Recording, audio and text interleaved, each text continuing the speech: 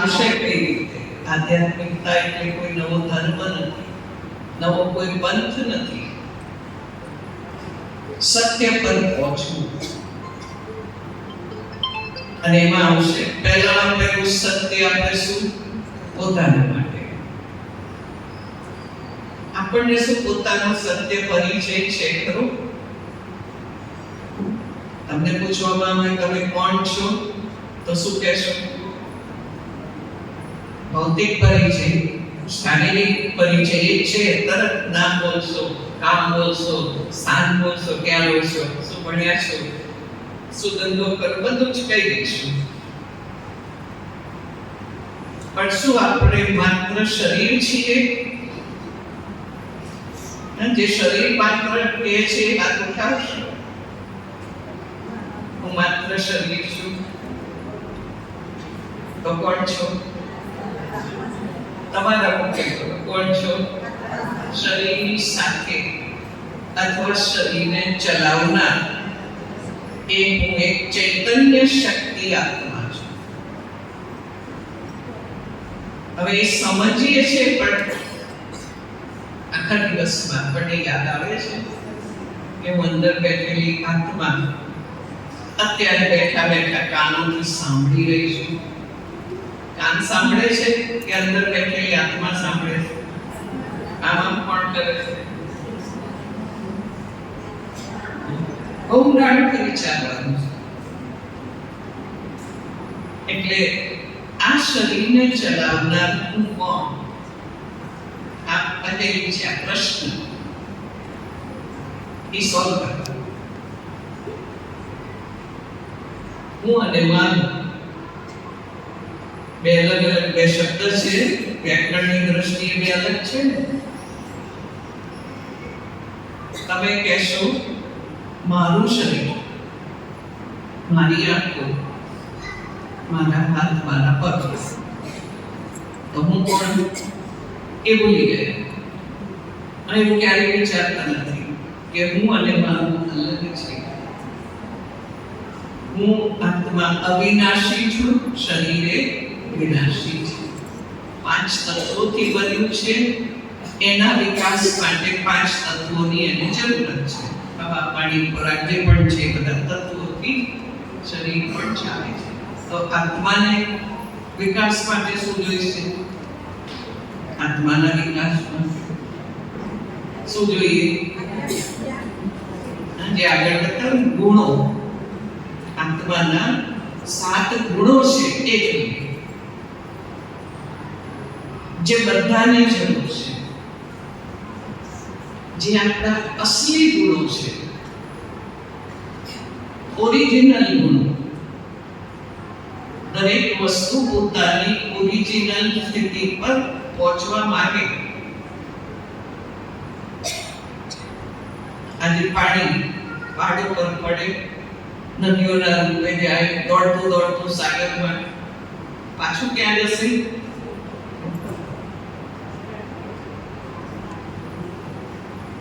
ગરમ કરો, નીચે ઉતારી દો, પાછું ચડો. તમે ગમે તેટલો બહુ ગુસ્સો કરશો, ક્યાં સુધી કરશો? કેટલા કલાક કરશો? પછી શાંત.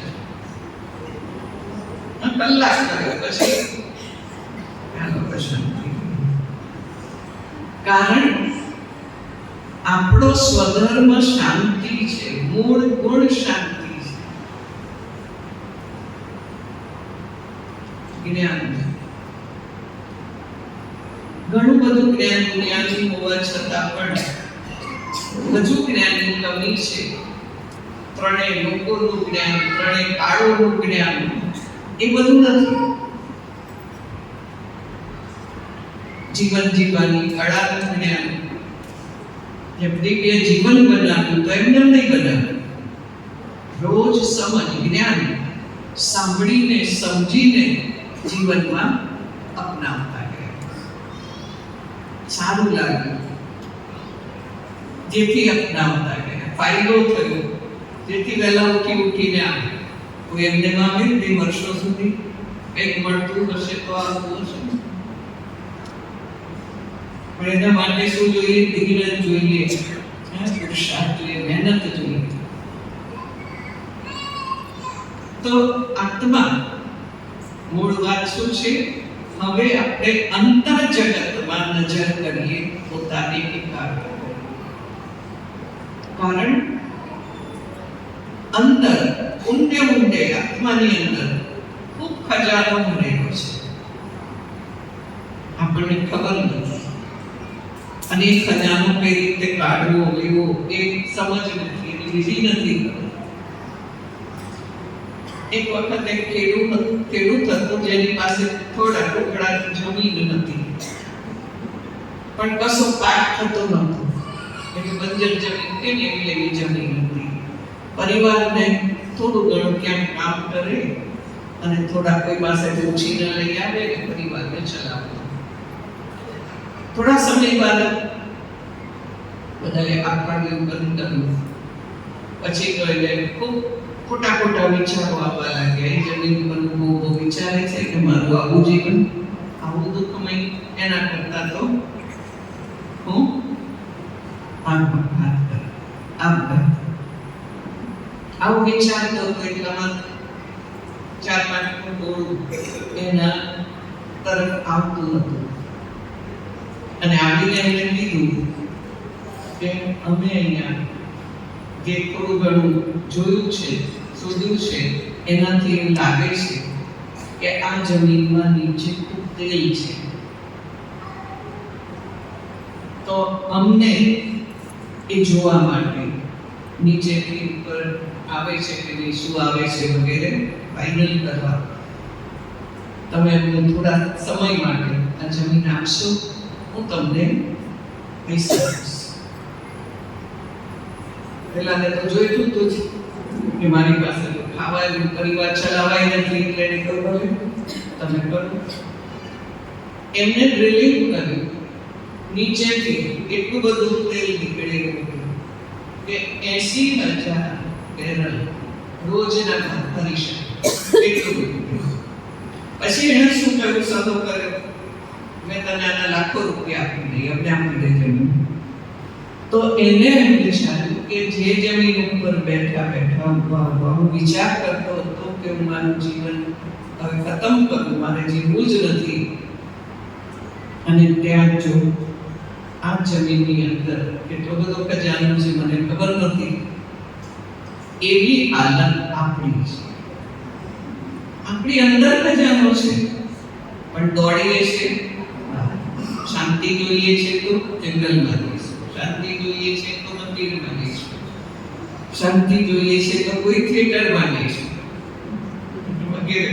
જ્યારે જ્ઞાતિ થોડી ચેન્જ મળે અને મન શાંત થાય તો આ બધા અપનાવીએ છીએ. આ બધી વાતોને બહાર દોડીએ છીએ. છે ક્યાં? અંદર. તો હું કોણ છું? એક ચૈતન્ય શક્તિ આત્મા. દરેકના શરીરના નામ પોતપોતાના છે, પણ નામ તો બહુ સરસ હોય. શાંતિભાઈ નામ હોય, પણ શાંતિનો જરા પણ અંદરમાં ખજાનો ન હોય. અશાંત પોતે અશાંત, બીજાને અશાંતિ. પોતાની પાસે જે હોય એ જ આપશે ને. એટલે પરિચયમાં શું જોઈએ? એક તો નામ જોઈએ. આત્માને પણ આત્મા તો કહીએ છીએ, શરીરનું નામ બાજુ. હવે બીજી ઓળખ છે આપણી, ડબલ ઓળખ છે ને. એક આંતરિક છે, એક ચૈતન્ય આત્માની છે, અને બીજી શરીરની, કે જે વ્યવહાર માટે જરૂરી છે. વ્યવહારમાં લેવું વળતેવડ કરવી હોય, નામ હોય તો બોલાવો, નહીં તો કઈ રીતે બીજાને બોલાવશો? જુદા જુદા નામ છે, એ ઓળખ છે આપણી. ભણ્યા શું એ અલગ અલગ છે, એ પણ ઓળખ છે. તો એક છે નામ, પણ જેવા નામ એવા ગુણ પણ રાખીએ, શાંતિ પણ રાખીએ. સુખ રામ હોય તો સુખ આપીએ. દરેક પોતાના ગુણમાં કે મારો ધર્મ આ છે, હું શાંત સ્વરૂપ આત્મા છું. હું જ્ઞાન સ્વરૂપ આત્મા છું. ત્રીજો ગુણ છે હું પ્રેમ સ્વરૂપ આત્મા છું, આનંદ સ્વરૂપ આત્મા છું, પવિત્ર સ્વરૂપ આત્મા છું, પછી શક્તિ સ્વરૂપ આત્મા છું. આ બધા આત્માના ગુણ છે. એમાં સ્થિત થઈને, જે ગીતામાં કહ્યું, સ્વધર્મમાં સ્થિત થવું, દેહના ધર્મોને ભૂલીને સ્વધર્મમાં સ્થિત થાય. આત્મચિંતન અને પરચિંતન. આત્મચિંતન ઉન્નતિની સીડી છે, પરચિંતન પતનની જડ છે. અને રૂપ શું છે? તમે કહેશો આત્મા આવે છે ને જાય છે, પણ દેખાય છે ખરી? સામે બેઠા છો ને કોઈ આત્મા શરીર છોડી દે, જોઈ શકીએ છીએ? નહીં. કારણ અતિ સૂક્ષ્મ છે. આજે ભૌતિક ચીજો પણ ઘણી બધી એવી સૂક્ષ્મ હોય છે, આપણી આંખો જોવાને શક્તિમાન નથી. અને લિમિટ આવી ગઈ. પછી માઇક્રોસ્કોપનો ઉપયોગ કરીશું. આંખો નથી દેખાતી તો માઇક્રોસ્કોપમાં નાખીને જોઈએ. પણ આત્મા તો એમાંય ન દેખાય. કેમ? અભૌતિક છે. ભૌતિક સાધનોથી આપણે એને ક્યારેય ન જોઈ શકીએ. અતિ સૂક્ષ્મ એટલે એક જ બિંદુ, અને એ બિંદુ ખૂબ નાનું સૂક્ષ્મ. અને એટલી નાની આત્મા, એટલી ઝીણી આત્મા, પોઈન્ટ ઓફ લાઈટ જેને કહીશું, આટલા મોટા શરીરને ચલાવે છે. એક ટ્રકમાં ડ્રાઈવર બેઠો હોય તો કેટલી મોટી ટ્રક હોય છે, ડ્રાઈવર બેઠો આટલી જગ્યા લઈને, બધું ત્યાં છે. હવે આત્મા ક્યાં છે? ભલે સૂક્ષ્મ છે, પણ બેઠી છે ક્યાં? આ શરીરમાં. ખબર છે? શરીરમાં આત્મા ક્યાં બેઠી છે? ઘણા કહેશે હૃદયમાં બેઠી છે, ઘણા કહેશે આખા શરીરમાં. જુદી જુદી જગ્યાએ હૃદયમાં બેઠી હોય. હૃદય તો આજે બદલી કાઢવામાં આવે તો આત્માનું શું? એ હૃદયની જોડે આત્મા જતી રહેશે. આત્મા મસ્તકમાં વિરાજમાન છે, જ્યાં તિલક લગાવ્યું છે. ભાઈ હોય કે બહેન હોય, મંદિરમાં જાય તો ભાઈઓ પણ અહીંયા તિલક લગાવશે. કારણ એ આત્માની યાદગાર પ્રતીક છે. અહીંયા છે આત્મા, યાદ અપાવી. આપણે તિલક લગાવતા એવું યાદ કરીએ છીએ કે આત્મિક સ્મૃતિનું આ તિલક છે. એ નથી. આપણું ભાગ્ય જેવું છે તો અહીંયા હાથ જશે, કપાળે હાથ. મારું તો ભાગ્ય જેવું છે. કેમ? અહીંયા બેઠેલી આત્મા પોતાના કર્મોનું ભાગ્ય લઈને અહીંયા બેઠી છે, એટલે અહીંયા હાથ જાય છે. બીજું બધી જ કર્મેન્દ્રિયો કેન્દ્રો ક્યાં છે? મસ્તક, બ્રેન, મગજમાં. તો આત્મા પણ મગજમાં હોય ને, ત્યાં બેઠા બેઠા એ ઓર્ડર કરશે. ત્યાંથી મેસેજ જેને ઓર્ડર કર્યો ત્યાં પહોંચશે. એટલે ડ્રાઈવર એક્સિલેટર છે, બ્રેક છે, ત્યાં બેસશે ને, એમાં ડ્રાઈવર છે. અને આત્મા પોઈન્ટ ઓફ લાઈટ એટલે હલકી છે. હલકી વસ્તુ હંમેશા ઉપર રહે. શરીરમાં પણ હલકી વસ્તુ શરીરમાં ઉપરનું સ્થાન કરવા છે. એટલે પાટું થયું, સમજ્યા? એક તો હું આત્મા છું, પોઈન્ટ ઓફ લાઈટ છું, ચમકતો સિતારો છું, અને મસ્તકમાં તેને કહેવાય છે મસ્તકમાં ચમકતો અજબ સિતારો. આમ સાંભળીને આપણે પછી એનો અભ્યાસ કરવાનો. બોલતા, ચાલતા, ખાતા, પીતા બધી હું અને મારું અલગ છે, બીજું કઈ નથી કરવાનું. ઘર નથી છોડવાનું કે નોકરી ધંધો નથી છોડવાનું, બધું કરતા કરતા માત્ર કોન્શિયસમાં શું રહે? હું આત્મા, આંખોથી જોઉં છું, કાનોથી સાંભળું છું, મુખથી બોલું છું. આ માઇક શું કરશે? એ કહેશે કે હું બોલું છું, માનો કે બોલતી બંધ થઈ ગયું તો બોલે તો ખરું? બોલશે? નહીં બોલે. અમુકને હું કહું નથી બોલવું, બસ હવે પૂરું કરો તો મોઢું બંધ થઈ ગયું. આપણે નહીં બોલીએ. ઓર્ડર ક્યાંથી મળે છે? અંદરથી.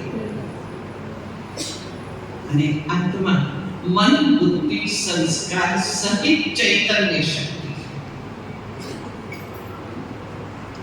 શરીર શેનું બનેલું? શરીર કોને કહેવાય? આંખ, નાક, હાથ, પગ બધાનો સમૂહ, એને આપણે શરીર કહીએ. એમ આત્મા કોને કહીશું? એ ચૈતન્ય છે. મન, બુદ્ધિ અને સંસ્કારોનો સમૂહ એ આત્મા છે. આત્મા નીકળી જાય પછી વિચારો ચાલે નહીં, કશું નહીં, બુદ્ધિ પણ નહીં ચાલે અને સંસ્કારો પણ નહીં. બધા એની સાથે રહે, શરીર અહીંયા એકલું રહે. મનનું કામ છે વિચાર કરવું. તમે તમારી અંદર ચેક કરો, મનમાં કેવા વિચારો આવ્યા. અહીંયા જ આવવાનું હતું તો બે વિચારો આવશે. આ પ્રોગ્રામ છે તો આગળ જઈએ. બીજી અંદર વિચાર આવશે, ના ના કઈ નથી જવું, શું ત્યાં જઈને કરવાનું છે, કઈ નથી જવું. બે વિચાર આવે, નિર્ણય કોણ લેશે? બુદ્ધિ લેશે. બે વિચાર આવે પણ બુદ્ધિ નિર્ણય લેશે, જવું કે ન જવું. અને એ બુદ્ધિ પણ જેવી હશે, આધ્યાત્મિક હશે, ગુણવાણી હશે કે અવગુણવાણી હશે, તો એ કેવા નિર્ણય લેશે? પોતાની બુદ્ધિ પ્રમાણે નિર્ણય લેશે, સંસ્કાર પ્રમાણે નિર્ણય લેશે. તો જે પણ આ ત્રણેય શક્તિઓ છે, ત્રણેય દ્વારા કાર્ય થાય છે અને પરમાત્માએ આપણી બુદ્ધિનું સમજ આપીને પરિવર્તન કરે છે. બુદ્ધિ દિવ્ય બનાવે છે. એટલે એને શું કહેવાય છે? દિવ્ય બુદ્ધિ દાતા. આવીને કઈ નથી ભણાવે છે, માના શું? બુદ્ધિનો વિકાસ. અને બુદ્ધિનો વિકાસ તો સ્કૂલ કોલેજોમાં પણ, સ્કૂલોમાં પણ થાય છે અને કરે છે. પણ બીજું કામ મહત્વનું કયું? બુદ્ધિ ગમે તેટલી વિકસિત હોય પણ એમાં દિવ્યતા નથી તો એ બુદ્ધિ ઉલટા સુલટા નિર્ણય લેશે. વિજ્ઞાને આટલી પ્રગતિ કરી, આટલો વિકાસ કર્યો, પણ બુદ્ધિમાં જો દિવ્યતા ન હોય તો એ વિકાસ વિનાશના માર્ગે છે. અને એટમ બોમ્બ બધું બનાવે છે. બુદ્ધિ કેટલી ચલાવીને, કેટલી મહેનત કરીને બનાવે છે. એવો કોઈ બોમ્બ બનાવ્યો કે જે ફોડે અને ત્યાં શાંતિ ફેલાય છે? એવો કોઈ બોમ્બ? તો બધા એનો ઉપયોગ કરવા લાગી ગયા. છે કોઈ એવી દુકાન કે જ્યાં 1 લાખ રૂપિયા આપું ને મને શાંતિ આપો? નથી. એટલે દિવ્ય બુદ્ધિ એ આધ્યાત્મિક જ્ઞાનથી બને છે. બુદ્ધિની દિવ્યતા બને છે, જે આપણને શ્રેષ્ઠ કર્મ તરફ લઈ જાય છે. તો જે નિર્ણય લીધા બાદ કર્મ કરીએ એ સંસ્કાર કરે છે. આપણે એક સંસ્કાર તો ઓરિજિનલ કયા 7 ગુણ છે, આદિ અનાદિ સંસ્કાર છે. બીજા છે પૂર્વજન્મના સંસ્કાર, આજે આ સ્થાને છે. પૂર્વમાં બીજા આગલા જન્મમાં ગમે તે સ્થાને હશું, ગમે તે પરિવારમાં હશું, અને ત્યાંના જે સંસ્કાર એ આત્મામાં સાથે આવે. એક જ પરિવારના 2 બાળકો ભલે ટ્વિન્સ હશે, સાથે જન્મ્યા, તો પણ બેના જુદા જુદા હોય છે કે એક જેવા હોય છે? એક આવ્યો છે માનો અમેરિકાથી અને એક આવ્યો છે ગામડામાંથી. એક આત્મા ત્યાંથી આવે છે, એ સંસ્કાર થઈ. પછી આપણે ઈચ્છીએ કે બે સરખું જ કરે, આ કેમ આવું કરે છે, આ કેમ આવું કરે છે?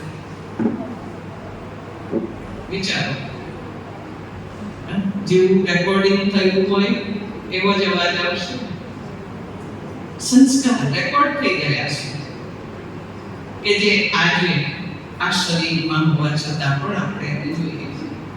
ઘણા નાનપણમાં શ્લોક બોલતા થઈ ગયા, ગીતા મોડે કરી ગયા, પૂર્વજન્મમાં ખૂબ આ અભ્યાસ કરીને પ્રેક્ટિસ કરીને આવ્યા છે. અહીંયા એવો સમય મળે તો એ લોકો સરસ રીતે એડપ્ટ કરી લે છે બધી વાતોને. એમ કોઈ કલાકાર હોય, કોઈ ડાન્સર હોય, કોઈ ગીતકાર, બધા કેમ સહેલાઈથી બધું કરે છે? કારણ એમને કરેલું છે. એમ કોઈના ગુસ્સાના સંસ્કાર છે તે લઈને આવ્યા છે. તો આવા ત્રણ મન બુદ્ધિ સંસ્કાર સજીવનું એક ચૈતન્ય શક્તિ આત્મા છું. અને આ શરીરમાં ક્યાંથી આવ્યા?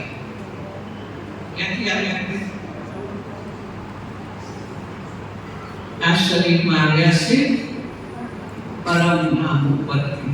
એટલે આપણે શું વિચારીએ છીએ? ઉપરની તરફ દૂર જવું છે, ક્યાંક શાંતિમાં જવું છે તો દૂર જવું છે, કારણ કે બહુ દૂરથી આવ્યા છે. આ આત્માની ઉકાળમાં ઓળખ છે કે જે તમે તમારી સાથે રાખશો. એ ભૂલી જશું, થોડું થોડું તો યાદ રાખીશું અને થોડો અભ્યાસ પણ કરીશું. અને જે શરીરના પિતા શરીરધારી છે, આત્માના પિતા એ પણ આત્મા છે. પશુના પિતા પશુ છે.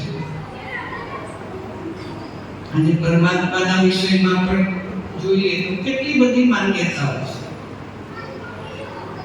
પૂછવું પડે તમે કયા ભગવાનને યાદ કરો છો? બીજી બાજુ એમ કે ભગવાન એક છે.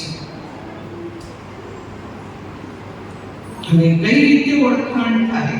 સત્ય પર પહોંચવાનું છે. આ બીજું સત્ય છે.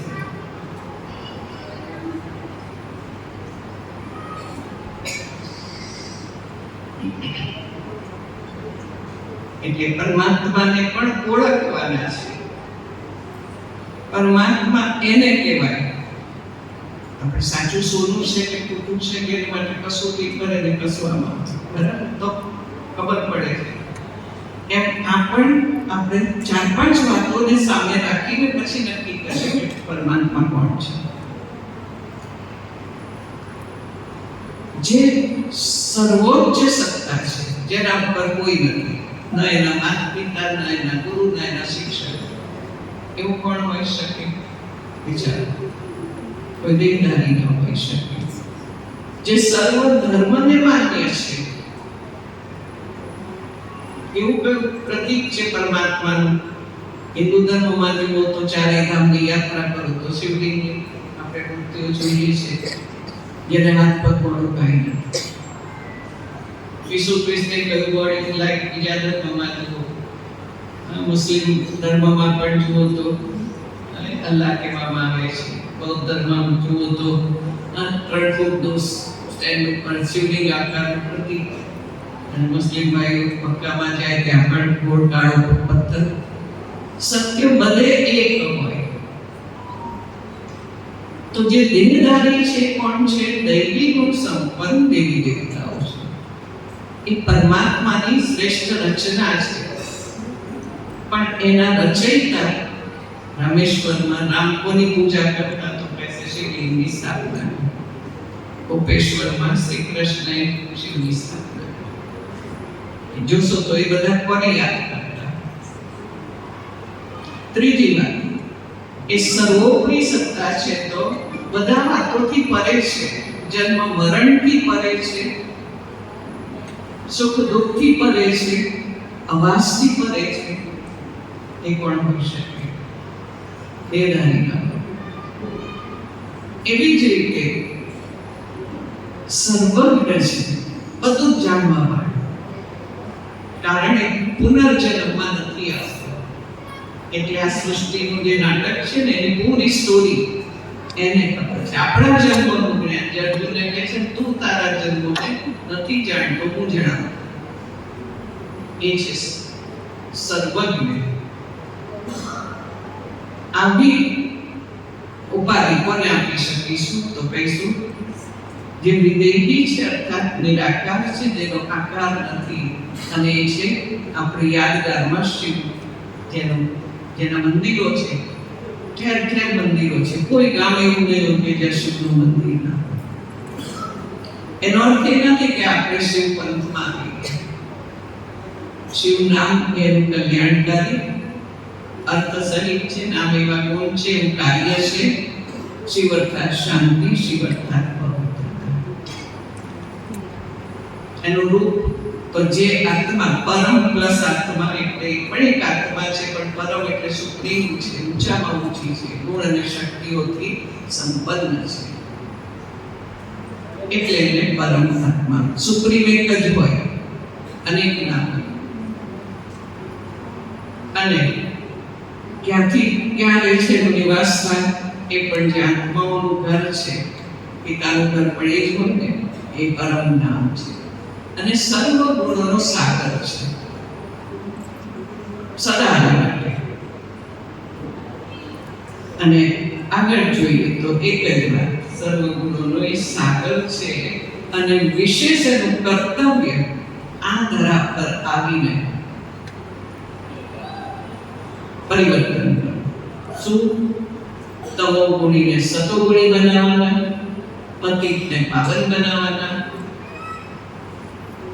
દુર્ગુણોને ગુણવાળા બનાવવાના. આ એનું કર્તવ્ય જે આજે આ ધરા પર ચાલી રહ્યું છે, જે મેં કહ્યું આટલા વર્ષોથી આ સંસ્થાની સ્થાપના કરી સ્વયં પરમાત્મા એનું આ કાર્ય કરી રહ્યા છે. અને એટલા માટે આજનો આ એક સંદેશ આપ સર્વ સુધી પહોંચાડવાની એક ખુશખબરી આપને પહોંચાડી. વિચારજો, એમાં થોડા ઊંડા ઉતરજો, અને એનો લાભ લઈ આપ પણ પોતાનું જીવન એક સુંદર દિવ્ય બનાવશો, એવી શુભકામના.